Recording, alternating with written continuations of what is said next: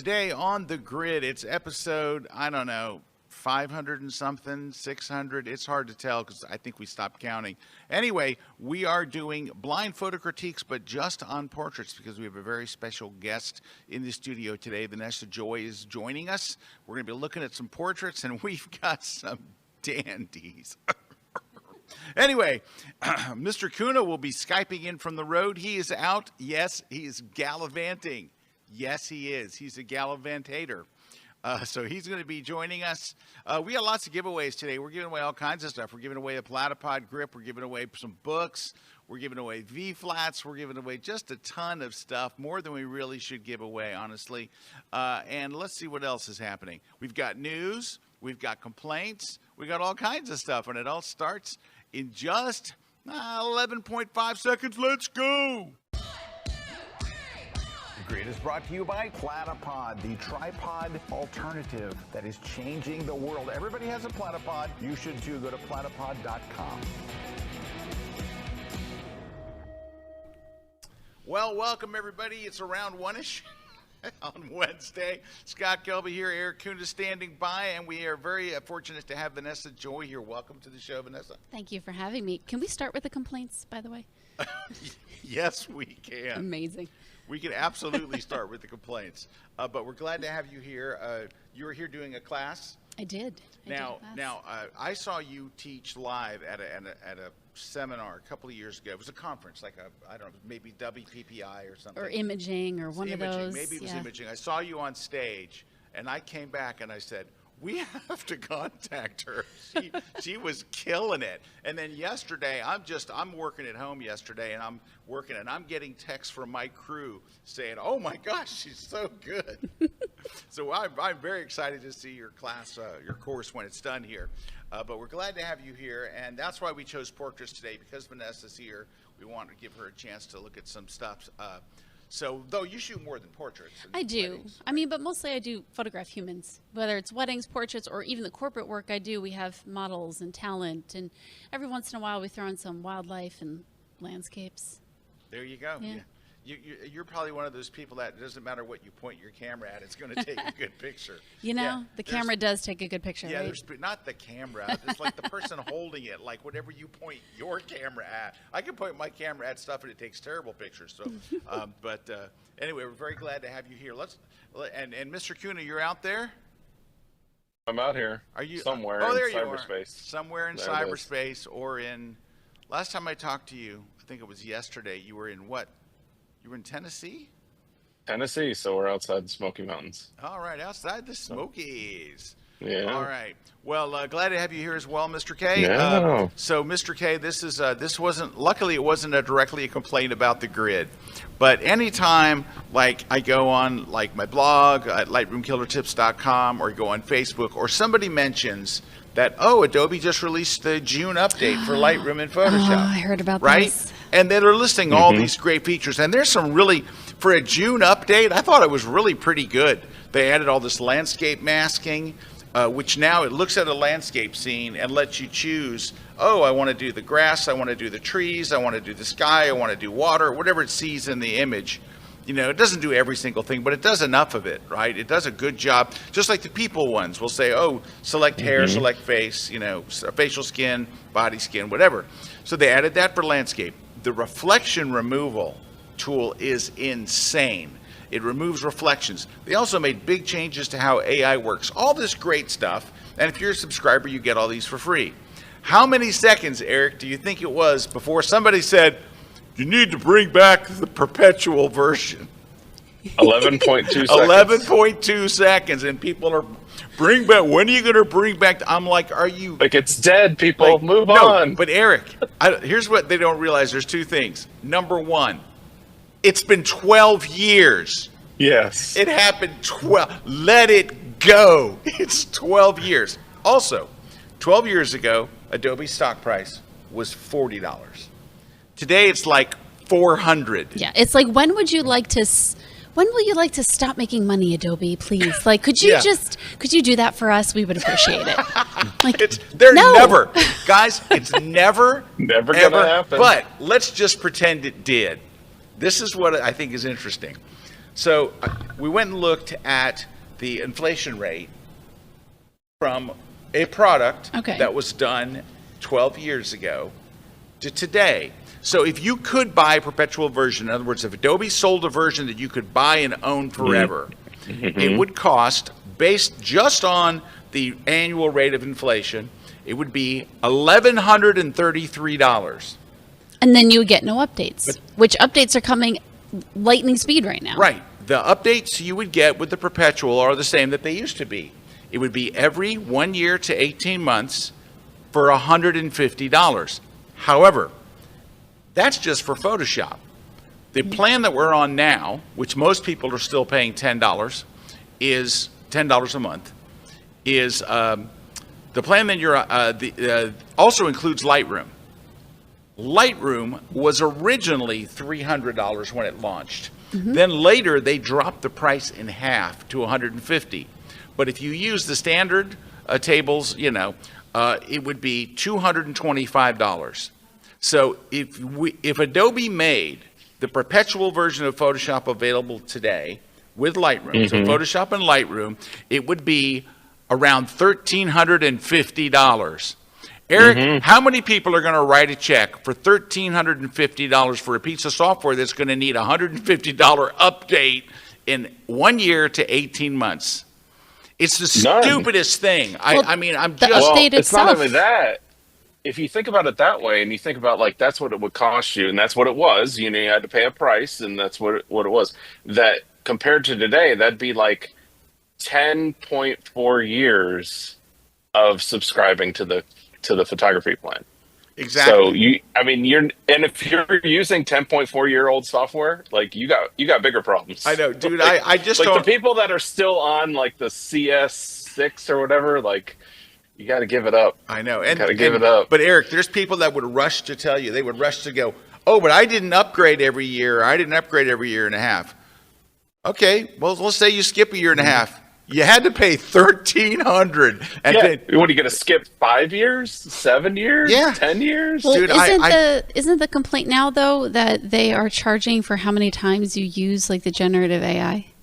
No, they're not actually charging for how many times you. That's what I saw this morning. Depending on your plan, because this is very the usage. I mean, I don't think many of us would get to the usage limit. Well, hold on, but I think there's a lot of misunderstanding about this. So depending on what plan you get, you either get a bunch of credits or no credits. When your credits run out, you don't have to buy more credits. It's slower. Right now it takes 12 seconds. So if you go over that, and it's just as a big and. I haven't had anybody experience this yet.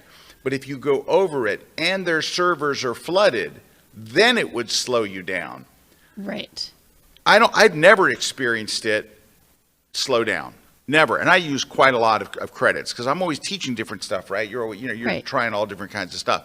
So I've never experienced it slow down. If it did slow down, it went from 12 seconds to 14 seconds, which it can do on any day. You know what that actually tells you, though, is the people who are complaining are the ones that are not even going to use up all their credits anyway. Because if you had enough work to use up all of your credits, you'd have enough money not to worry about that little tiny thing.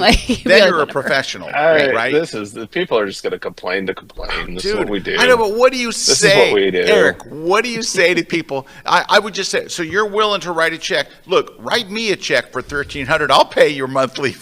I'll pay your $10 a month. Just write me a check for $1,350. I'll add you as a user, and I'll subscribe for you, and you'll never see a monthly payment. Just send me $1,350, and I'll make your payments. You'll never see a payment. That's smarter. My response would have been womp womp. I mean, I just don't even know what to say. But anyway, it breaks my head. All right, that being done, did you go to the Build conference in New York?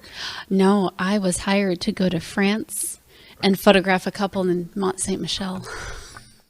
So how was New York? I heard it was raining. That's the best comeback I've ever heard. I was at, did you say Mont Saint Michel? Mont Saint Michel. Yes. I have photos. We're going to take a break. No. No, hold on. That is the best excuse ever. The reason I was asking was it was a show like the old days. It was like a pre-COVID. It was absolutely slam packed. I heard 2 years ago it was like that too, because it's every other year. Oh, this is Even better. Oh, this was double. That's exciting. The trade show had to be a third as bigger, much bigger. But it was, I stood inside the hall, and the line went all the way down the sidewalk and around the Javits, all the way to the end of the Javits and around the corner. How many people you think? It had to be.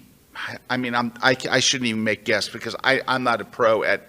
But I'll say this: I haven't seen a jammed show floor like that since well before pre-COVID. I don't mean 2019. I mean like 2016. Yeah, you were talking like 2014. Yeah, you're talking like the Photo old, Plus old back in the days, day. like Photo Yeah. Plus Yeah. when they were at their height. Yes. When it was just crazy and people were everywhere. It was nuts. Why do you think this one's working? Like, why not It's imaging? B&H. Why not just because it's B&H? B&H are the only people that could pull It's it the off. perfect person to do this. Yeah. Perfect company to do it. Yeah, Why? honestly, they're the perfect ones. Just because they have the relationship and they it's have like, no, relationship come be a with part of this. everybody. Yeah. Yeah. But- You can't say no to B&H if you're like, I don't know, They Manfrotto. also or- had tons of classes. I sat in on Yeah. Christy Shirk's class. She did a whole class on portrait retouching using AI. She's my which was favorite. very interesting. I learned some things. You always do. I didn't get to go to as many classes, but what I try to do is I try to go and see other instructors that are teaching, in different booths and stuff. You know But- what I liked? I did see they had a lot of instructors that were not like your typicals. You had some of like the staples, but then you had like Peter McKinnon that was Yeah, they flown had in. a lot of influencers and Yes. content creators. And there were, I will say, this is the most number of straight up content creators. Now, like that. New York is the place to get the content creator crowd, right? If you hold the same thing in Birmingham, there will be no content creators. But also, if you hold the same thing, because another company tried to do this sort of content creator type vibe to replace Photo Plus, and I they remember. tried to do it in New York, and it just flopped. So I think what B&H did, at least from what I saw of the people, it was a good mix of pro photographers and content creators. It Yes. didn't just market to content creators, which I think is kind of what made the other Right, one yeah, fail. there was plenty of there was a lot of photographers there. Adobe had a big booth. I was going to show you a picture. I got to speak in I'd love to Adobe's see. I mean, I saw all my booth. friends. I mean, I had a little bit of FOMO, but then I was like, oh, I'm just going to go. No, eat, you're not eat a- allowed to have eat a baguette, FOMO. You're and not it'll allowed be to have fun. that. A croissant in France Hang really on, I'm gets rid of scrolling the through them. I got a FOMO. million photos in here. I do a lot of iPhone photography, so hold Wow. on. Are you All just right. showing the whole world your camera roll? That is Well, I wasn't bold. supposed to, but All right, so here's a couple of pictures of me at the Adobe booth. Terry took these while I was teaching there at the Adobe booth. But Those are full what I wanted seats. to show you was the steak I had for dinner. Look at Where the did size. you go? And there was Russell Brown a second ago. Yeah, Russell was That there. character. But I wanted to show you. This is me in the clouds. Oh yeah, there But you are. I wanted to show. Give me 1 second, guys, before you keep scrolling through He doesn't want my thing and see. all of his yeah, steak their whole shown. camera Yeah, roll. thank you for showing that. The Yeah. things that you would find if you went through my camera roll, it'd be such a mix of like receipts, children. What's this mark that I have to send to my doctor? I shot a video. Oh, here's a video. Here it is. Look at this video outside the walls, right? So look at this. I shot this from the second or third floor. Look at that line. It's incredible. And it's a fast moving line and it never emptied. It went all the way around. And look, it's a fast moving line. And I imagine on the inside, it's a bunch of, wrapping lines. Oh, it was crazy. Yeah. It was just absolute. I've never seen Photo Plus like this. So congratulations to B&H for doing such a great show. And like they had an audio section just for like content creators, right? That's they had exciting. video, they had audio, they had photography tracks. They had just editing tracks. It was a phenomenal show. I mean, it really was. It reminded me of the heyday of shows, Photo Plus in 2014 or 2016.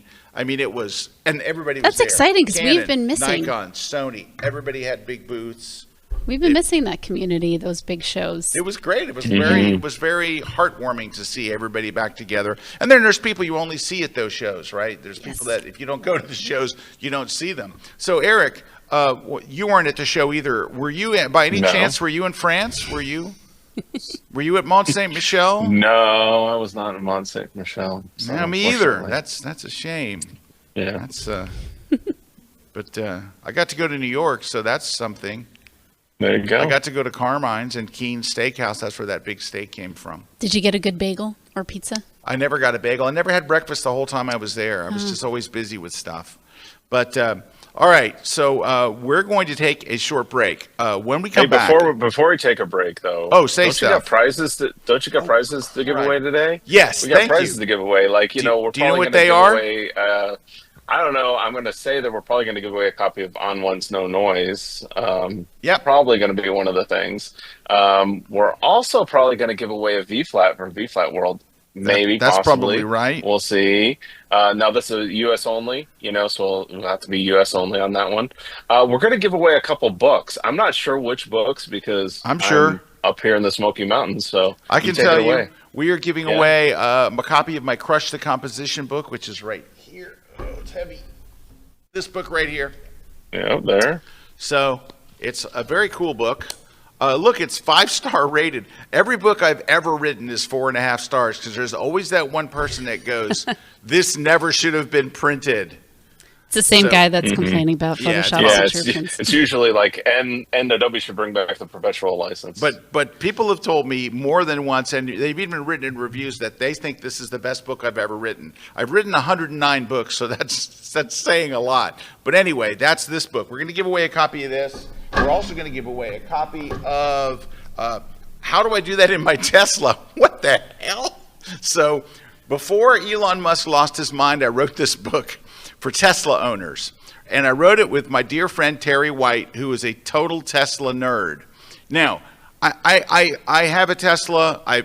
My family is the other thing, Scott, what's funny is Terry White wasn't a Tesla nerd until you made him a Tesla nerd. Right? I didn't make him a Tesla nerd. You made me one, I made Terry. Erik was he was an early adopter. Erik had a Tesla when nobody knew what a Tesla was. Right, I've had them for 10 years. My family, my wife and my daughter and myself are on our 14th Tesla. So we've had 4. I'm driving number 14 right now. But anyway, this is for people who go, I wonder if my car can do this. There's stuff in here that you will never figure out. So if you own a Tesla and you want an incredible book, it's hardcover printed. It's like 280 pages, and it's just one thing per page. Can I ask a question about that? I'm sorry. Can I ask a question about that? Of course. Have you gone to a graveyard with your Tesla yet? Have I gone to a graveyard? Yes. Does something happen? Yes. What? Oh, yeah. The creepy ghosts walk around. Yeah, you can see in the visualization. Look, I'm not driving into a... Now, maybe that's it. Terry, so I wrote half the book, and Terry wrote half the book. I could see Terry writing that. I did not write that in my chapters, and there's no way in hell I was going to test it to make a screen capture. So creepy. Yeah. So, do you have a Tesla? I do not have a Tesla. How did you know that piece of Tesla trivia? That's very interesting. Well, it's my Instagram algorithm is pretty honed in. Yeah. It definitely shows you that. Yeah. Mm-hmm. All right. So anyway, we're giving away a copy of this, and I would only get this if you have a Tesla or if you have a friend that has a Tesla, because it will be useless to you if you don't. All right. And then I think we'll probably give away one of those Platypod grips there. Yeah. This honestly is a phenomenal iPhone holder. Like it'll attach to a regular tripod. It'll attach to the little disc that you can get from them for really cheap. But it is a top notch, and it's not top notch price, which I think is pretty cool. All right. Also, I got a copy of my new travel photography recipes book. So these are recipes where basically I show you a picture, and then I just tell you how to make this picture, which sometimes says you have to fly here. No, it doesn't do that. It tells you all the photographic things you need to do to make, like what are the characteristics of the picture? What are the camera settings? What would you need to do? Would you need to be on a tripod? Would you need a filter? Would you need this? Would you need that? All that kind of crap. So anyway, just got my first copy today. You can get it on Amazon. Let's see what else. We're giving away a V-flat. Oh, you talked about that, didn't you? Yep. No noise. Wait. We are giving away Erik Kuna's first book ever, the night photography book, which you can get the ebook now. The paperback has not arrived yet. It's still being printed in South Korea, where all books are printed. I'll say this for the South Koreans. They print the hell out of a book there. Their printing is absolutely phenomenal. So it's top-notch printing. It just takes forever.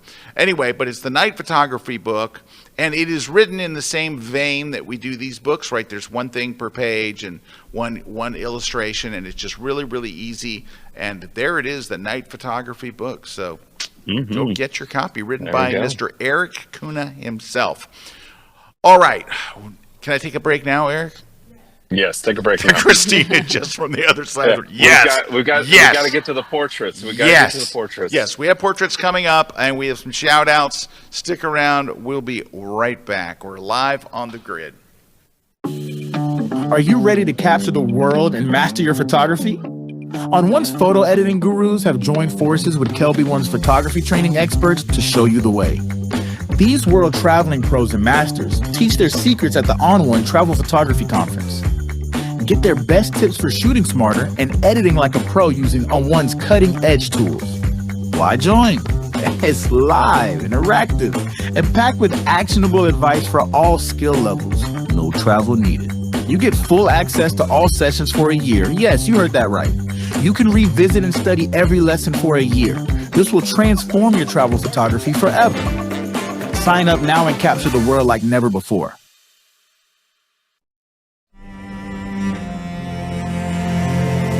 Howdy folks, Moose Peterson here in what's been my playground for decades, Yosemite National Park. This is part of KelbyOne's National Park Series, and we've got something very special for you. Well, whether you're a first-time visitor or you've been here many, many times, it's going to be new every time. We're going to start off at Tunnel View, a place that's going to get you revved up. We're going to take you up the trail to Yosemite Falls. And we're going to take you up personally, intimately with these places. Where do you go? Where do you stop? What cameras do you take? What lenses? How do you make it really simple and easy, not complex, so you take in all the places here, and that comes through in your photograph, your passion, your love for being outdoors, and of course, Yosemite. So come along. This is going to be a marvelous class for you to get inspired. It's going to be exclusively on KelbyOne.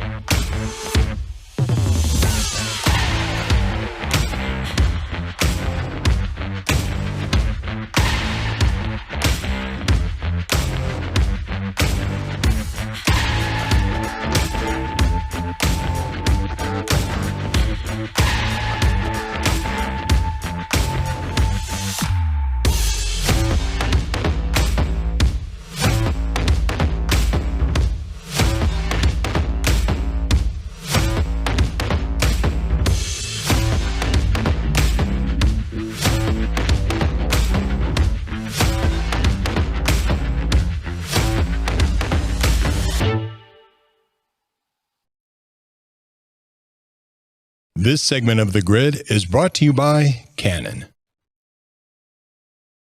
Hey, welcome back, everybody. Scott is here, and we have Mr.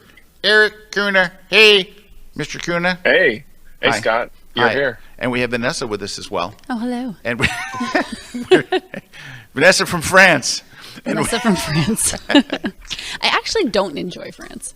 You don't? I did, you know, I've been to Paris once. Maybe I didn't enjoy the food or the culture. And even when I was there, I enjoyed the scenery, but maybe it's because it's a touristy area. The food was kind of Like my steak did not look like your steak. Oh, okay. Well, My yeah, steak, that I steak could barely is- cut it. It was awful. So the thing about French cooking is the secret to French cooking is this.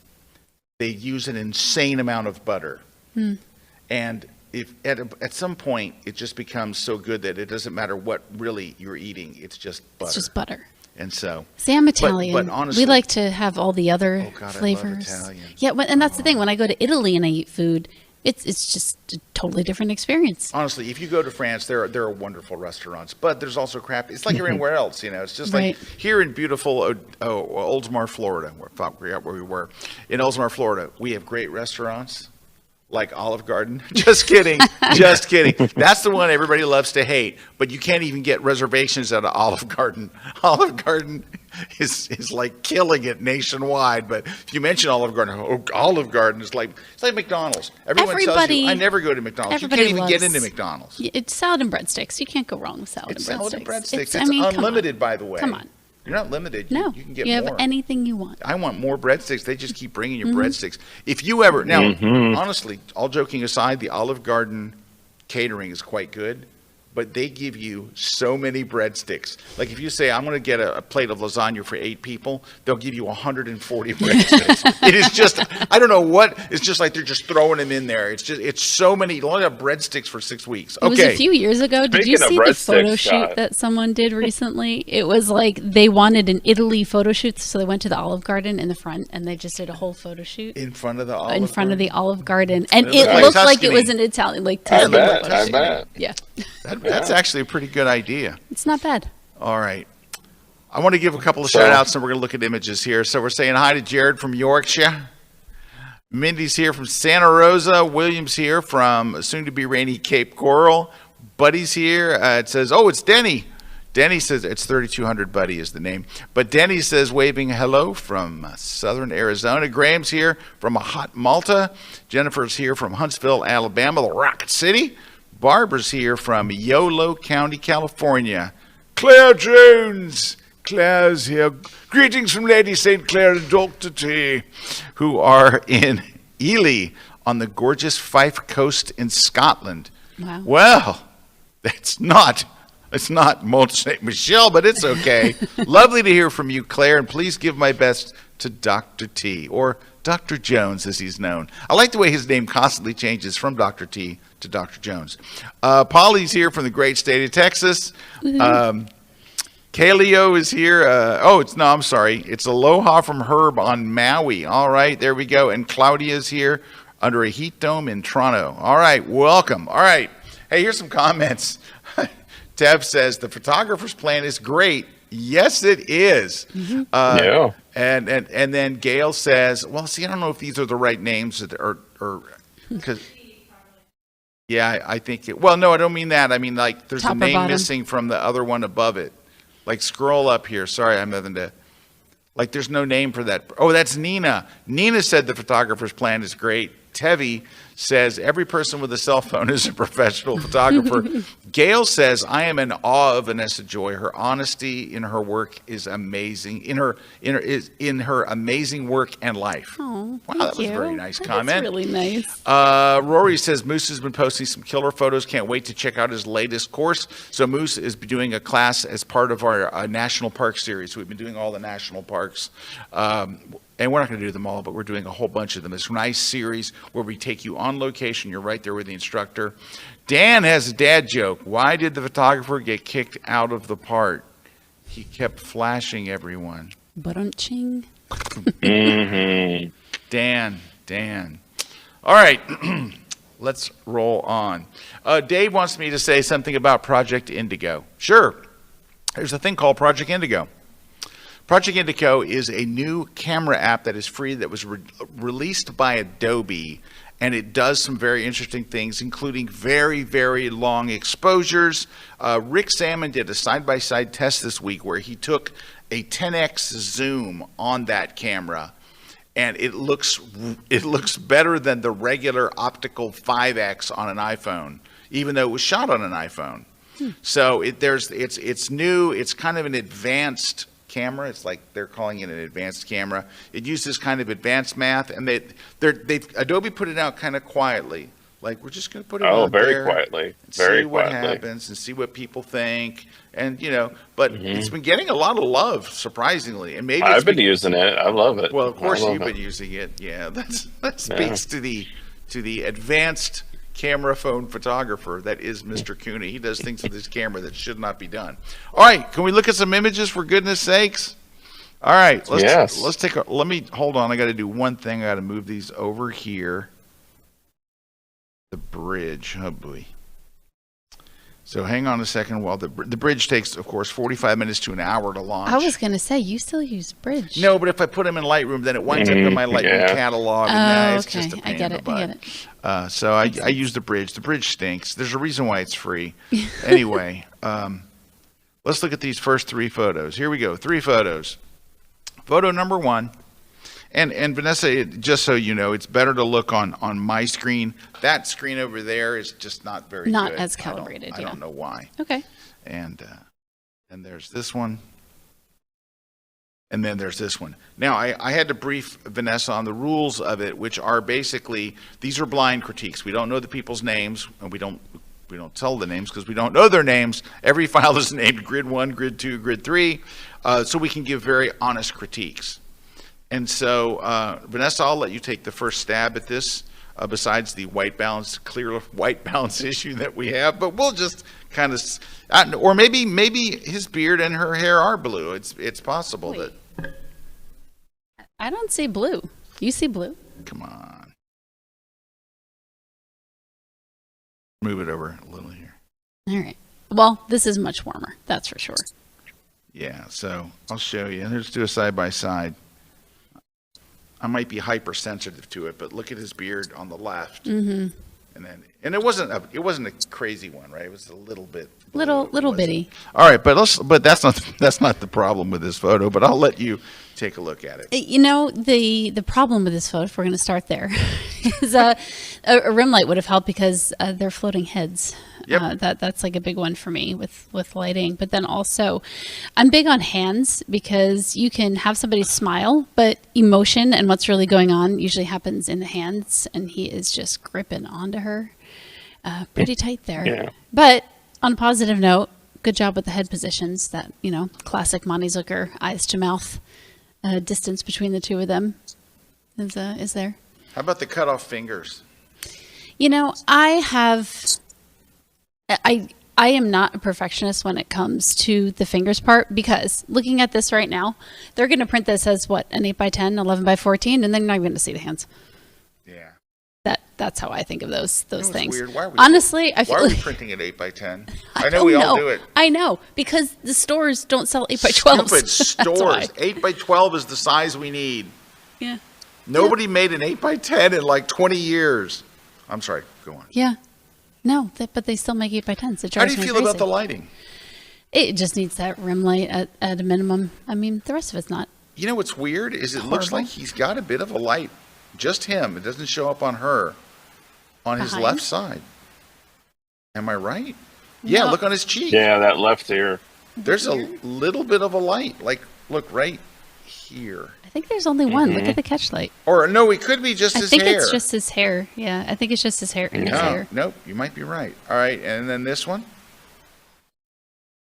I went first last time, Scott. Okay.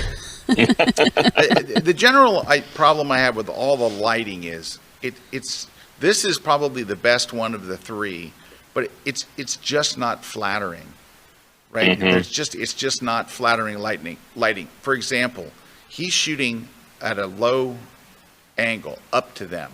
This is what you do when you want to make people look aggressive, right? Everybody looks better. I mean, and can you see the camera? Can you see me real quick? When people take selfies, watch a pro, watch a young teen taking a selfie. Do they take it from here? I went over this in my course. No. Do they take it from here? Above the head. They take it from up here. Why? Because this looks better. What did this seemingly professional photographer do? Shoot from down below. And number one, it creates distortion, which isn't good. I don't think that the lens that they did is doing them any favor. Well, no, look how small he looks. Yeah, he looks very small. So you've got the wrong lens, you've got a bad angle, and the brightest thing in the photo is her décolletage. Give me 5 points for using décolletage. Thank you, décolletage. That's a French word. It was probably used at Mont Saint Michel this very week. All right, so this one, and the lighting is like he's got a hot spot on his nose. It's just not flattering lighting. If you look at Vanessa's work or anyone's work that does good lighting, The lighting should be beautiful and flattering, and it's just not. It's just flat. And if you look at where the lighting position is, look at it. You can see it in his eyes, in her eyes. The light's straight it's more in front dead of them. center. And they're not doing beauty lighting. I mean, this is like dead straight in front of them. So you don't have flattering shadows. You don't have any depth and dimension. Scott, you know, Yes. one of the things, you know, that I mean, we're going to have our meeting here at 4:00 for the inner circle, and the one of the things we do in it is we give assignments, you know, and our photographers to go through assignments. And this last one, you were teaching them on flash lighting, which is what they're using in your flash. One flash. And the direction and the shape of the lighting is so important. And what's interesting is, you know, I know you don't look at them before, but I look at the images before. Yeah, and this series, everybody nailed it. Everybody nailed it. Really? Because once you understand the direction and the shape, lighting has a formula to it all the way back to the classic painters. That's why we use those as the examples. That's why it's called Rembrandt this is lighting, one right? where The it's just flat. If you got that, like you talked about, you get that 45 degrees over, 45 degrees up. That's like your starting point, and you sculpt around that. You're just gonna have better results. And I was so surprised. This is one where everybody that's done it, I mean, there's not a single one that didn't nail it. Seeing them. In the meantime, I'm looking at these images, and look at her eyes. They got like a light on either side. Like, the lighting is just bad. It's too flat. It's JCPenney portrait style. JCPenney portraits, exactly. It's like it's lit. It's just lit. Yeah. And this one too, there's like, where's the light straight in front of them? Why are you putting the light straight in front of them? Look, if you do nothing but loop lighting, you're just going to give them a very nice, flattering, you know. Yeah. I remember getting a book on lighting years ago, and the book had it was like 100 lighting setups. 87 of them had the main light in the loop lighting position at a 45-degree angle, right? Yeah. Or over to a Rembrandt, somewhere in there. Out of 100 setups. No, they put lights in places and put gels and everything, but the light that was lighting the subjects almost always, why would they put it at a 45-degree angle? Because it's very flattering. This photographer said, there's a formula. I'm not going to do the flattering stuff. I'm going to put it right in front of them. You know, like they're, you know, in an operating room or at your dentist. This is where your dentist puts the lighting. I'm sorry, but like this, I'm afraid that this is a professional photographer, and these are not professional shots. I totally get what you're saying, but that's what it is. It's like lighting, being able to control light is a very powerful thing. But usually with that power comes great responsibility, because we can really screw it up. They've given up their responsibility. All right, let's move on. We know that they've got all kinds of stuff they need to work on. All right, that's number one. Let's look at number two. Hey, now these, you can see the thumbnails. These are better. Yeah. That's my favorite, the cowboy hat one. That's your favorite? Yeah, I think so. Yeah, you know who that is? I don't. It's my niece. Is it really? That's Sarah. Oh, who took this in? I didn't take this. I lit it. I didn't take the photo. But yeah, so look at we the have directional this thing where lighting. we bring our VIP and inner members can come and spend 3 days with us. Okay. And we do all kinds of photo shoots, and we set up all kinds of stuff. And Sarah was our model, and that was set up with one light in the studio next door. And that looks really nice. And this one looks really nice. I love the reflection. And this one, you know, Joe McNally has a great saying, and he says, if you want to make something more interesting, only light part of it. I think this is terrific. It's a little weird that her legs are in that black boot and it just kind of disappears. So I might even just crop that out. I think so. Yeah. Go on what do you think? Right at the shin. Yeah. Yeah, a little tighter one. Hey, also, can I tell the control room? Kuna's volume to me dropped by 75%. I was hearing him really well, then all of a sudden now he's like beep, beep, beep, beep, beep. So I want to be able to hear what he has to say. But it's I see. Yeah, I don't know what happened. They love messing around with it. I know they love messing with that stuff. They love messing around with it. But whoever this photographer, I mean, your comments? My thing would be the pose. Like for me, her arm in that one right there is bigger than her face. Yeah.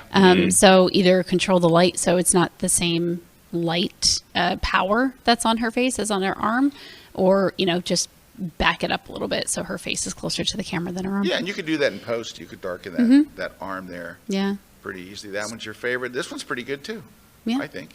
Mm-hmm.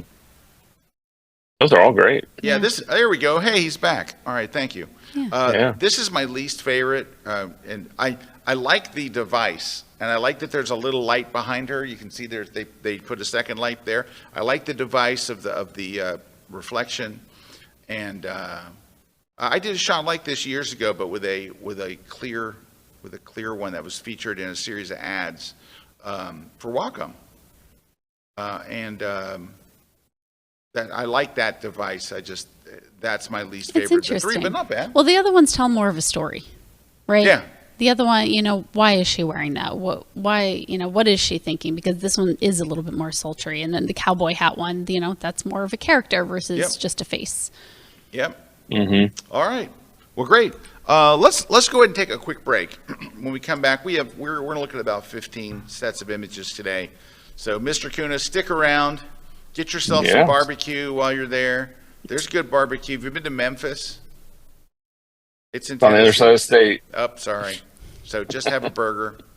Is there a Whataburger? Could be. Hey, we're getting one in Tampa, by the way. Just announced yesterday. Whataburger in Tampa. Check it out. We know who looking like this for real. We know who looking like this. We know who looking like this for real. We know who looking like this.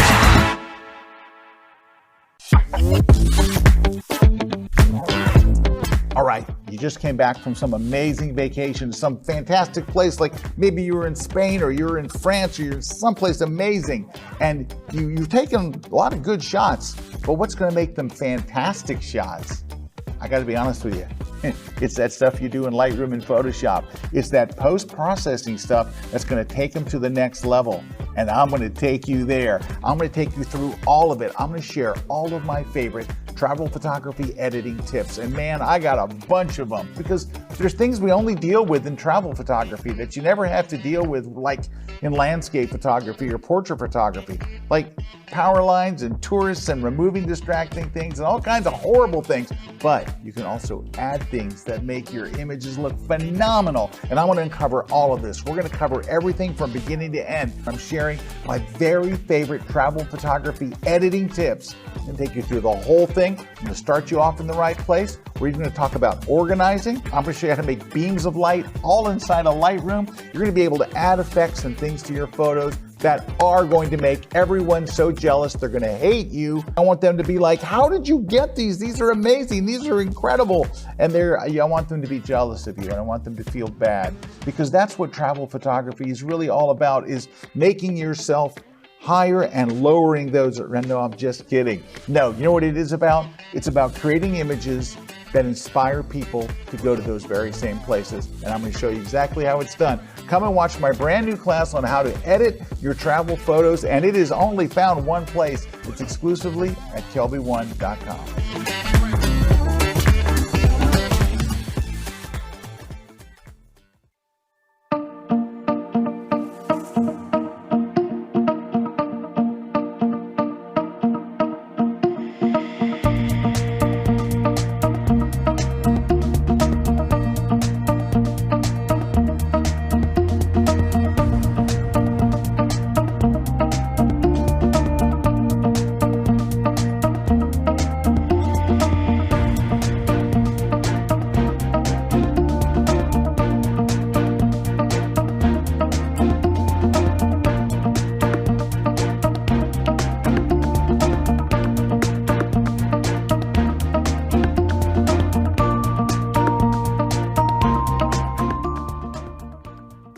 This segment of The Grid is brought to you by B&H Photo, the professional source since 1973. Hey, we are back. Vanessa and I are on the set. Mr. Kuna is Skyping in from somewhere in Tennessee. Woo! And we're looking at images that were submitted by our viewers. We don't know their names, so we can be truthful, so we're not like just being harsh, but it may be kind of, let's move this out of the way. Not trying to be harsh. We're trying to just help. Honest help. Yeah, honesty is necessary. All right. So let's. And this next one's about to get it for sure. I'm going to make this here. All right. Uh-oh. You said uh-oh. Uh-oh. Uh-oh. This is the first one. Uh-oh. Vanessa, I'll let you take this one. You know what photography means, Scott? What photography means? Yeah, like the definition of photography. Painting with light. Painting with light? Study of light. Right? So that's what's missing here in all of these images is there's absolutely no consideration for the light that's happening. The pose in a couple of them are like fine, the cropping not so much, but the light is just, it's killing me. There's no light in her eyes. Instead, we're lighting the back of her arm, which is pancaked to her the body, arm and the shoulders, which is making her white. look much larger than her entire face. And then I will have to say, because you know the young kids have ruined it all for us today, the lighting in her eyes, how it is right now. I recently had a model that I did a photo shoot with that she specifically wanted lighting like that. However, when you understand lighting to begin with, you can make a shot look like that kind of lighting work if you know how to do the rest of the things. But unfortunately, the rest of the things are not happening here. No. I like the leading lines, the thought, but again, where's the light? What's happening with the light? Yeah, so you know what? Opening up by a stop and a half would have really helped here because it would have lit her face. It would have made the background brighter, but who cares? You can always just go to a select background and darken it another stop and a half. Well, you could, but then even the light on her face, like where's the light direction? There is no light direction, so you're just messing around with it's kind of exposure. over her head, right? Just like pop a reflector in there on the silver side, like just get something in her eyes. And finally, it's just the light, and then the background is not doing any favors. The background is not doing any favors, and you have dappled light on her as well. Mm-hmm. Occasionally, you'll see someone pull off a dappled light shot that looks really nice. This is not one of them. No. This is very subtle what you said there. No. All right, so it's light. It's light. You're not doing anybody any favors with that lighting. Let's go and look at this one. Give me a second to get it in place. Okay, here we go. Every photographer has this photo of themselves. Yep. I have it. I kind of like this photo. I'm not mad about it. I mean, it's super cliche, but I'm not mad about it. Yeah.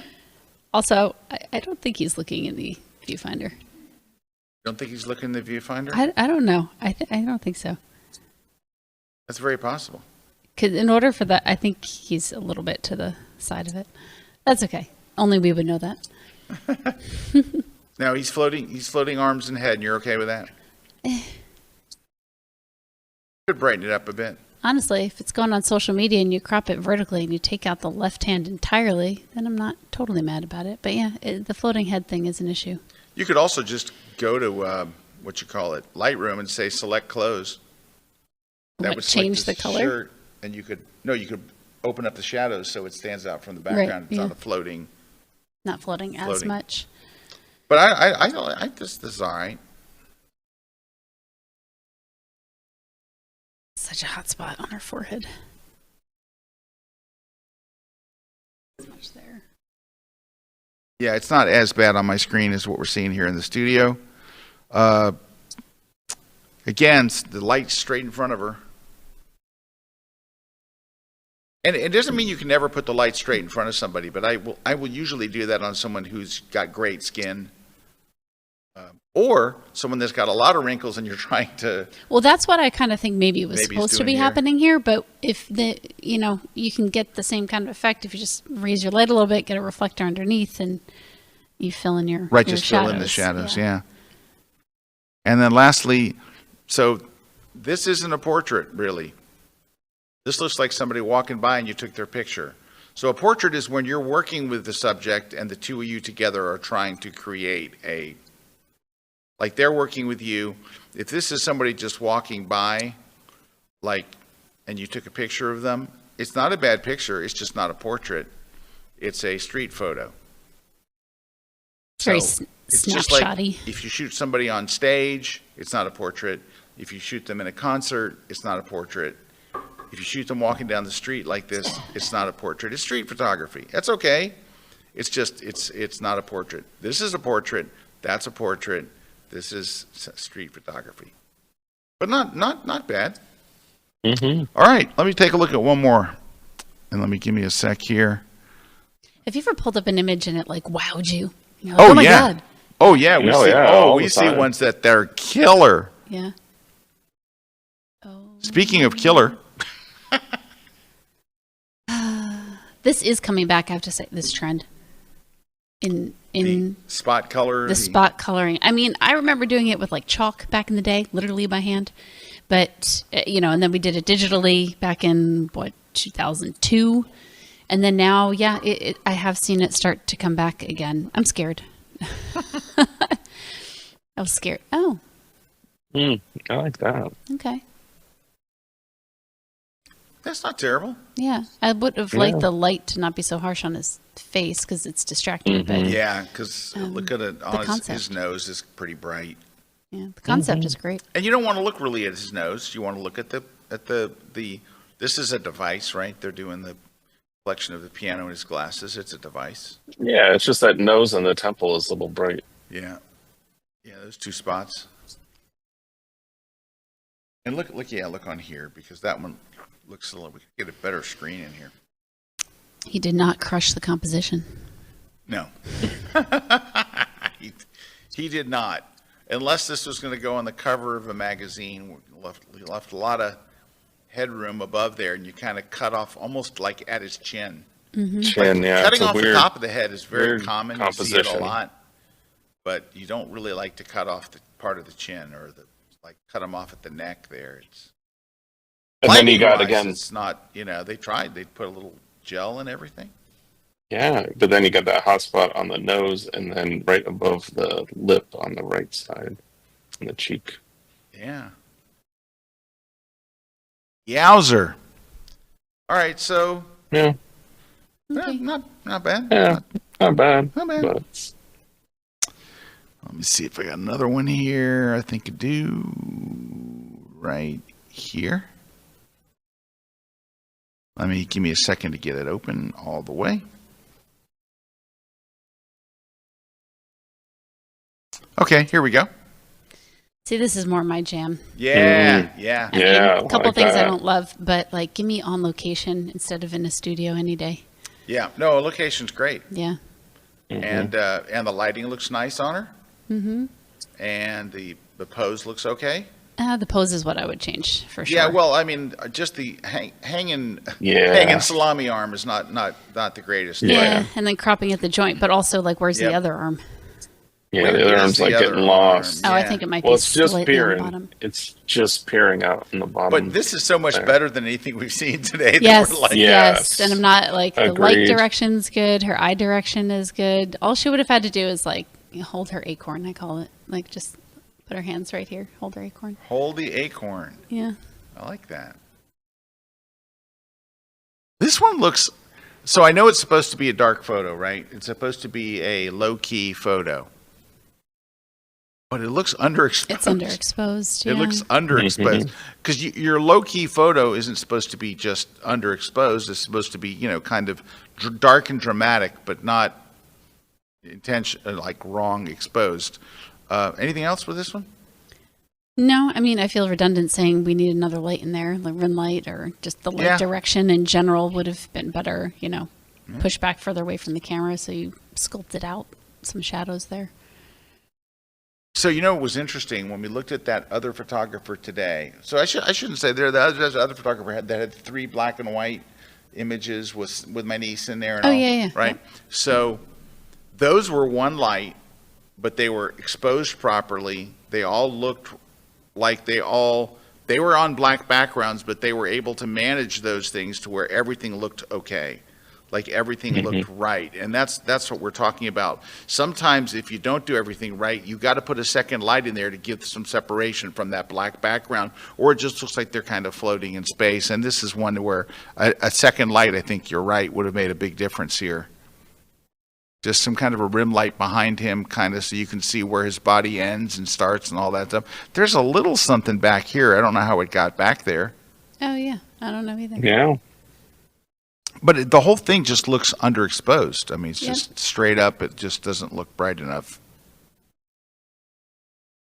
Well, this is my world, the world of weddings. The world of weddings. I know the answer, if the photographer's watching this, to the rebuttal rather to what I'm going to say, but you definitely need a longer focal length here because right now she's just looking too, the back of her is looking too large. And if you had a longer focal length, and I know they'll say, I didn't have room to back up, which could be true. But in that case, we need to go vertical and crop off more of her because that's all she's going to see. I like the image. I like what she's doing. Even the light is good for, the available light you had in that moment. But it's kind of getting just killed by what I'm seeing on the right. That's not as flattering of her. Yeah. And you know what? If the photo isn't flattering to your subject, they won't like it. They won't like it. They're not going to buy it. Nope. They're not going to put it. They don't want it in the album. Nope. They're just like nobody wants an unflattering picture of them, and that's I would totally agree. That is one.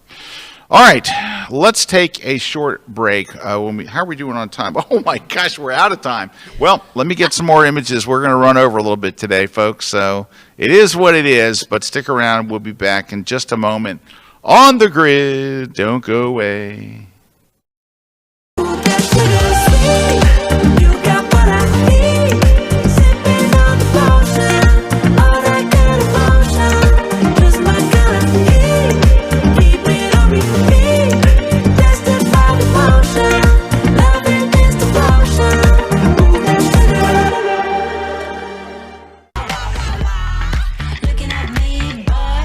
Hello everyone, I'm Leonard Johnson, award-winning fashion and beauty photographer.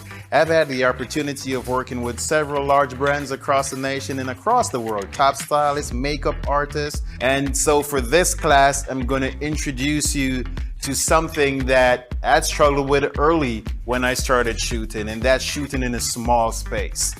So you're going to learn lighting setups, whether you're in a garage or a room. These setup you will see just minimal changes. You're going to get the light setting, you're going to get the camera setting, you're going to get all that you will be able to achieve the same look and feel, and you will transform the looks. You will have iconic images. Plus, all these different looks I'm teaching you is applicable to all different kind of portraits in your small home studio. So come join me in my latest class in KelbyOne.com.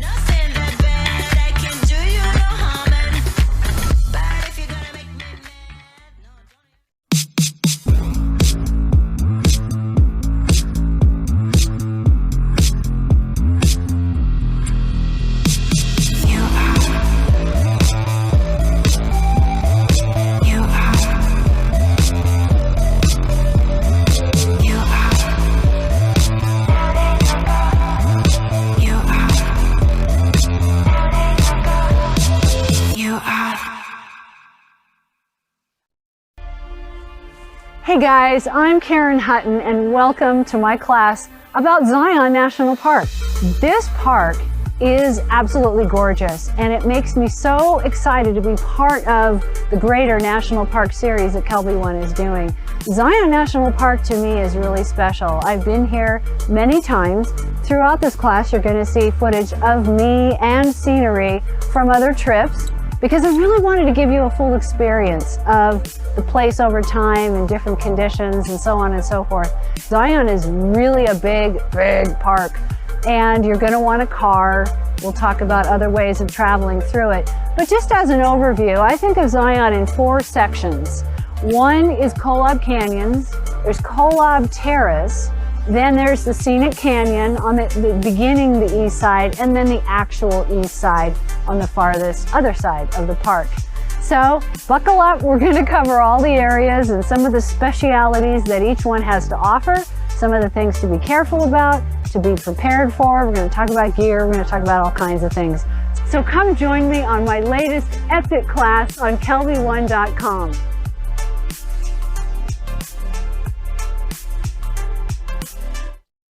This segment of The Grid is brought to you by Platypod, the world's most compact tripod base.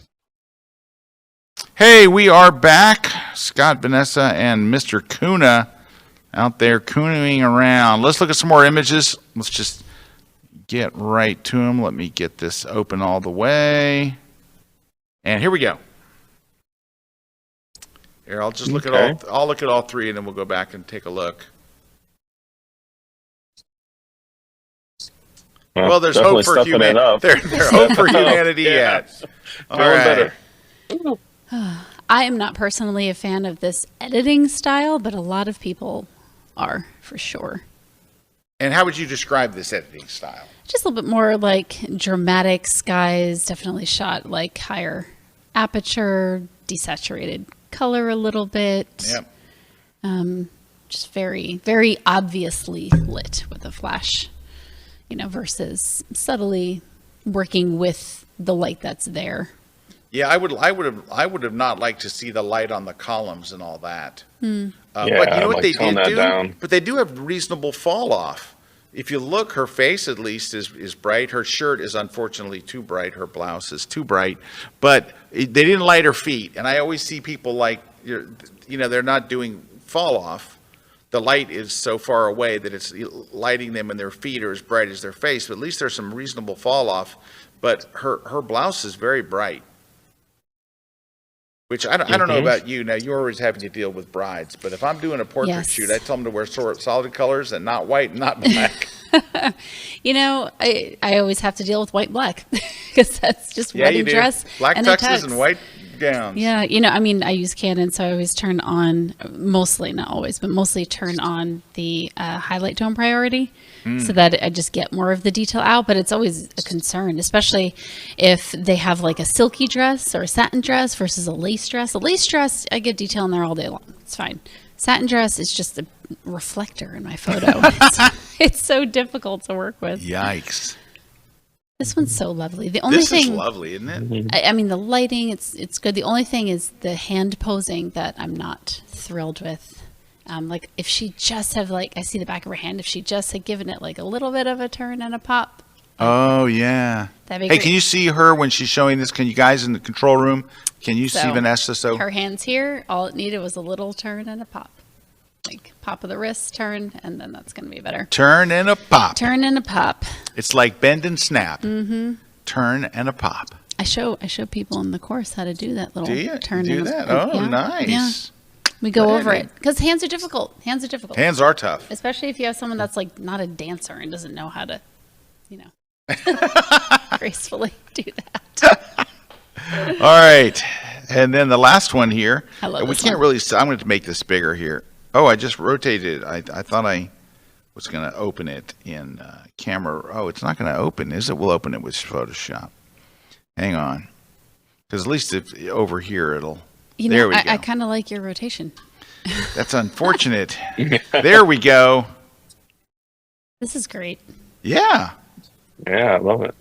I wonder if they entered it in competition. That's why they have the key line around there. Yeah. It's nice. Yeah. It's nicely Well done. lit. Very thoughtful. Yeah. Nice reflection. Mm-hmm. And it looks like reflection was added in post with a little bit of motion blur. 5 points for the little Photoshop technique. If I can make one adjustment to this, because I'm confused about her, and let me see. Yeah, I'm confused about, is she concentrating or did she just lose? So body language plays a lot when it comes into portraiture. So her head is telling me that they just lost, but her hands are telling me that she's ready to play. So either take the hands and droop them so I can tell, okay, you've lost, or take her head and have her gazing intently forward, and that's telling me she's ready to play. That's good. That's a great insight. Very nice. All right. Good stuff here. Good stuff. Yeah, like that. Yeah, very nice. All right. We needed that one, didn't we? Mm-hmm. All right, let me see. Have we done this one yet? No. Let me get this opened up correctly. Let's try to grab the right corner. There we go. I'm getting excited about the hands that are about to pop up. All right, here we go. So hands a little bit better, right? Yeah. A little tense. I would have told her to... Normally I say play piano with your fingers to loosen them up, and in her case I would have told her to play her flute. Just kind of where it is. So there's a little less tension in the fingers, but Definitely less distracting, because if they had put like the back of the palm or the palm towards the camera, it would have been like brighter than her face. So I feel like this was good control. Yeah, and they got nice fall off. Mm-hmm. Right? Mm-hmm. Her face is the brightest, and you got kind of Rembrandt lighting. You got that little triangle of light on her cheek. Mm-hmm. So yeah, I think it's quite nice. And look how there's no rim light, but it's working here because the light was controlled elsewhere. Yeah. And the light looks nice on the flute. Mm-hmm. The conductor, backstage, no less. I like the blue gel in the background. And you got a rim light. Mm-hmm. Rim light looks a little hot, but any thoughts? It's engaging. He's smiling. He's happy. I like it. He's I'm sure holding he his likes it. baton. Yeah, that's nice. A young Elvis.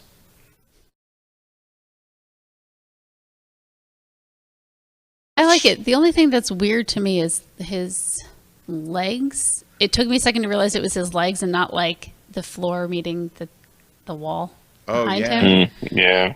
But that's just something. I feel like a photographer would notice. This person will like their photo perfectly fine. All right, so Kimberly says, thanks for the critique. I can totally see where I need to improve, and we'll get to it. Well done, Kimberly. You know, nice. This goes one of two ways, Vanessa. Do you get angry? Do you get nasty grams? We get angry emails. Very. They mention our mothers and everything. They get nasty. Mm. But then you have people like Kimberly that go, "Oh, okay, this makes sense. Okay, and you can guarantee that if Kimberly submits again, none of the things that we mentioned today she will have fixed them, that's what this is about. Obviously, if you send in your own images, it's helpful. But I think watching other people's critique and going, if I do that, I want to make sure I use two lights. There's some separation from the back. Like you can take all of these and use them yourself. So congratulations to Kimberly. There's also another in the right vein. Yes, Mr. K. Another thing that usually happens is there's the angry email followed up by 3 months later going, I should have listened. I'm not angry anymore. There is that. We do get some people that do that are thoughtful about it and come back and say, I was upset that day and all, but I took your advice, and they see a difference, and then they're like, okay, all right. Here's a question from Andres. Do you mostly use two flashes when you're doing portraits? I don't typically, but that's also because I'm usually on location running around like a lunatic, and it's not a good experience for my clients if I'm running around like a lunatic with two flashes. It's usually an experience thing for me. Yeah, for weddings it's tough to just because then you're setting up a whole shoot. Mm-hmm. Do you run and gun? Do you have an assistant with a do you use a monopod and mount the light, or is it light stand, or what are you doing? I have an assistant. She holds the light when we need it for kind of the run and gun situations. But then if we're like doing family portraits and I know I just need a light up for a while, then I just have it on the light stand. But my assistant stays right next to it because people are drunk at weddings. People are drunk at weddings. All right, let's take a look at this one. Here we go. Mm-hmm. This is the name of this one is Terrified Bride. Yeah, that's what I'm seeing. Mm-hmm. She looks terrified. Yeah. And, sometimes you have brides with crazy eyes, and the only piece of advice I can give you is have Zoom sessions with your brides first, and don't agree to photograph the ones with the crazy eyes, because they're always a problem. Every time. Yes, and they're not going to like the photos because they'll see their crazy eyes. You know what? Yeah.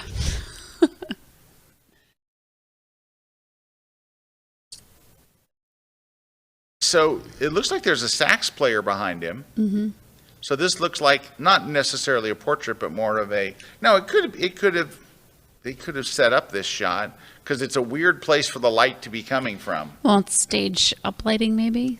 Yeah, I mean it certainly could be. I like the old-fashioned mic. Not necessarily a fan of the creepy lighting. It's Halloween lighting for sure. Yeah, it's Halloween lighting. That's a good one. Good name for it. Mm-hmm.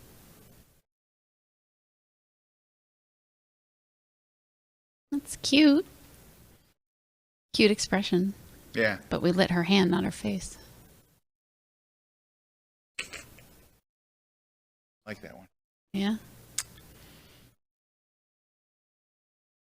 Yeah, you need some light up under there to her face. And this is stuff you can do in post. Mm-hmm.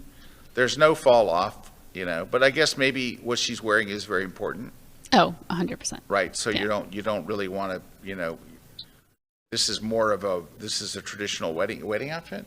I think it is. Yeah. So then the gown becomes very important.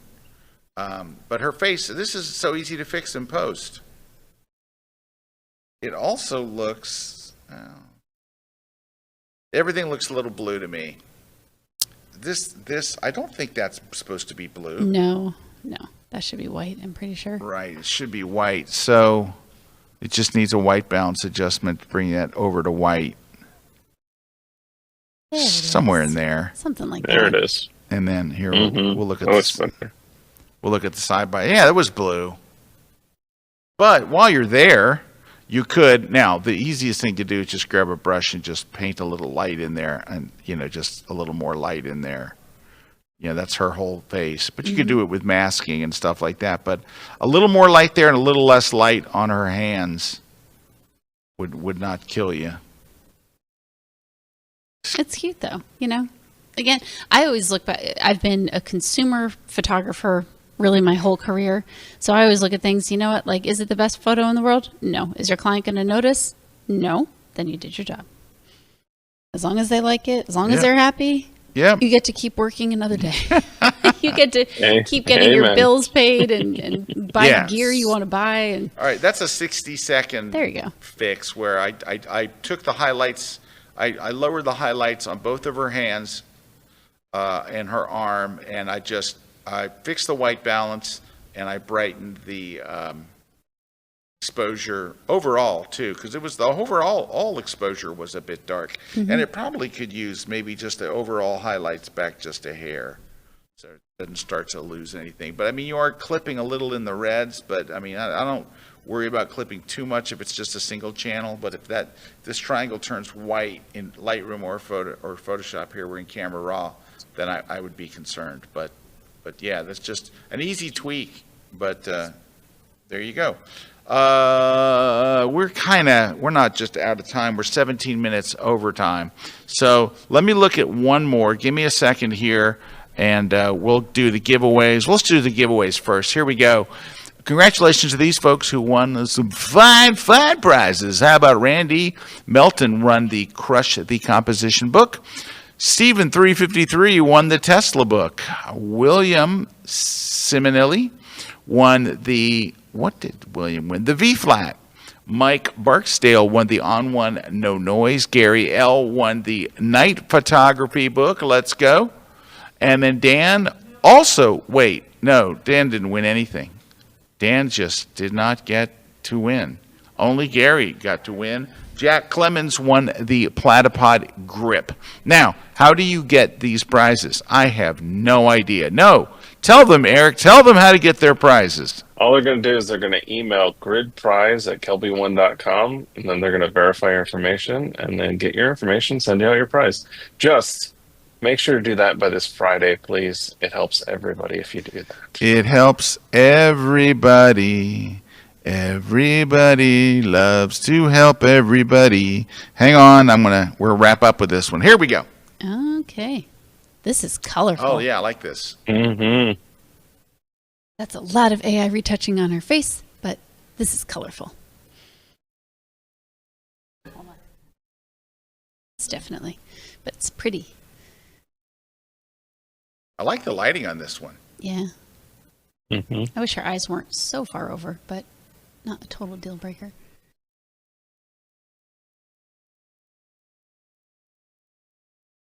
Kind of fell apart on this third one. Yeah, I would say this It one was is, like, this is doing really good. The This third is one doing does really- not what look the like the hell photographer. happened Like, what here? happened? You What know, happened? this is a really good piece of advice someone gave me when it comes to like your portfolio and your website. People will always judge you by your worst photo. And if you keep that in mind, you can really cull down your portfolio appropriately. I agree.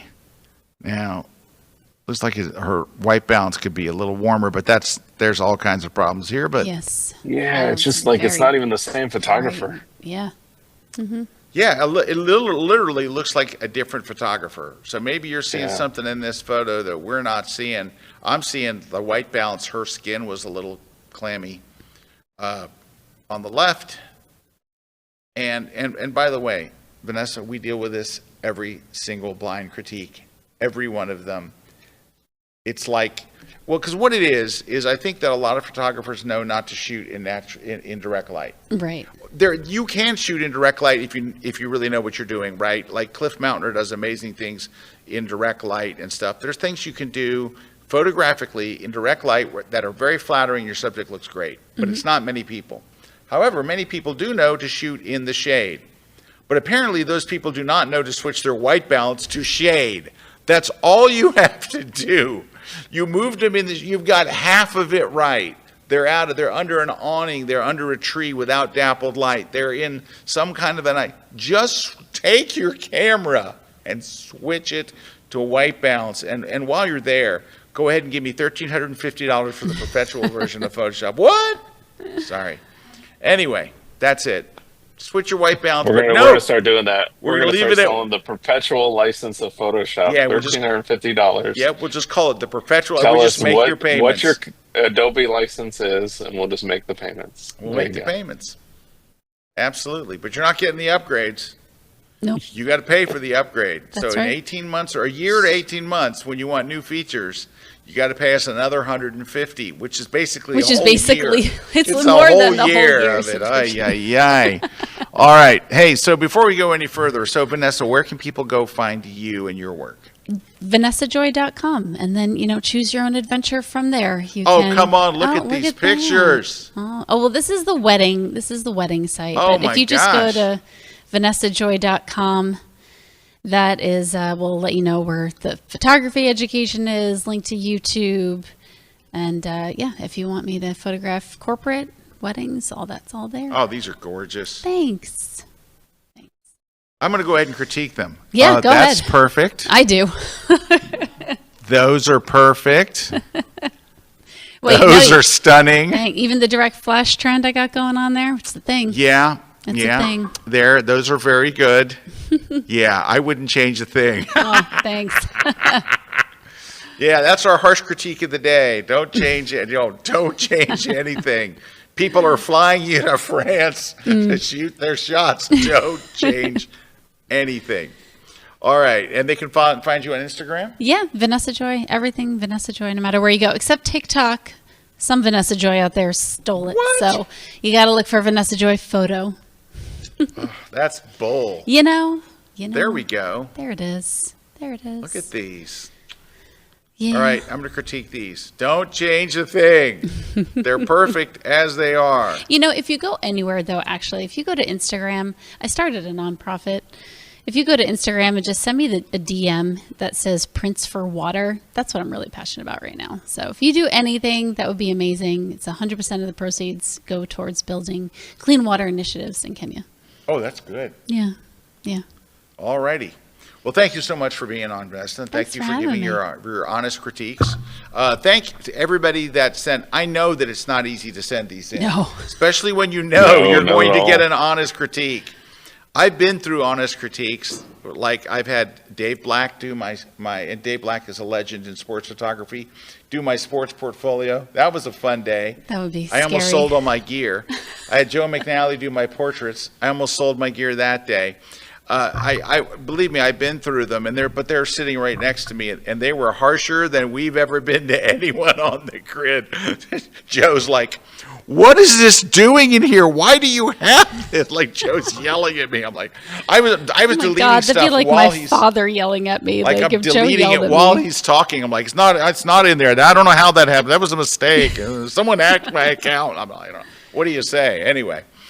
All right, Mr. Kuna, I will see you this afternoon. Yeah, see you in an hour and a half. All right, great. We'll see you then. Vanessa, thank you again for being on the show. Thanks we look for forward having to me. your course.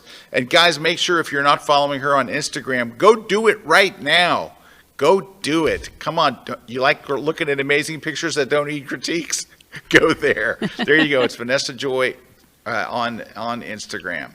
All right. Thanks, everybody. Thanks to my crew here. Thanks to all of our sponsors. See you guys next Wednesday, 1-ish. See you then. Take care, everybody. Oh, that was some Dobbs.